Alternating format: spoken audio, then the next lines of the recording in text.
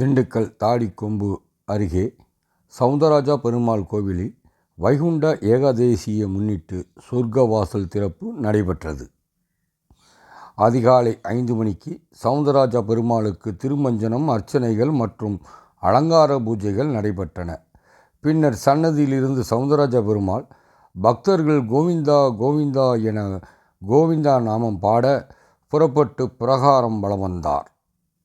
தொடர்ந்து சொர்க்கவாசல் என்று அழைக்கப்படும் பரமபத வாசலை சவுந்தரராஜா பெருமாள் வந்தடைந்தார். சொர்க்கவாசல் அருகே சிறப்பு பூஜைகள் நடத்தப்பட்டன. பின்னர் பக்தர்களின் கோவிந்தா கோவிந்தா என்ற கோவிந்தா நாமம் முழங்க சொர்க்கவாசல் திறக்கப்பட்டது. அங்கு ஆழ்வார்களுக்கு தரிசனம் அளித்த பின்னர் சவுந்தரராஜா பெருமாள் பக்தர்களுக்கு தரிசனம் அளித்தார்.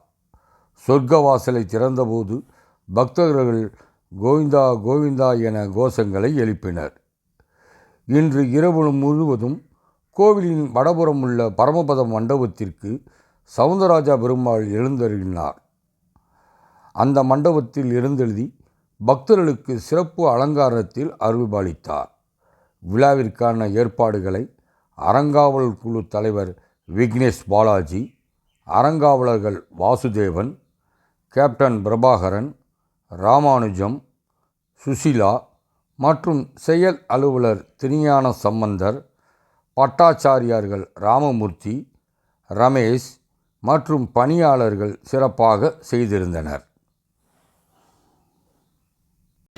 அதில் இந்த வைகுண்ட ஏகாதசியினுடைய சிறப்பு என்ன அப்படின்னா, மோட்சத்தை எம்பெருமான் தான் கொடுக்க முடியும் அப்படிங்கிறத ஞாபகப்படுத்துகிற மாதிரி அந்த பரமபத வாசல் சாவியை தானே கொண்டு வந்து திறந்து எல்லா ஜீவாத்மாக்களையும் மோட்சத்துக்கு அனுகிரகம் பண்ணுறதாக ஐதீகம். அதுதான் இந்த உற்சவத்துக்கு சிறப்பு.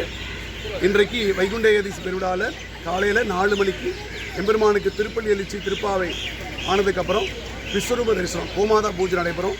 அதுக்கப்புறம் நித்தியப்படி தளிகை, அதுக்கப்புறம் சுவாமி புறப்பாடு கண்டருளி, நம்மாழ்வார், திருமங்கை ஆழ்வார், ராமானுஜர் 3 பேர்த்துக்கும் ஆழ்வார் மரியாதை நடைபெறும்.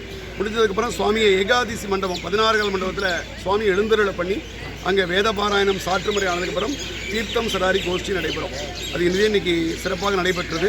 ஒவ்வொரு வருஷமும் அந்த கோயிலில் நடந்துட்டுருக்கு. இன்றைக்கி சாயந்தரம் 6 மணிக்கு மேலே திருவாய்மொழி பாராயணம் ஆரம்பமாக போகுது.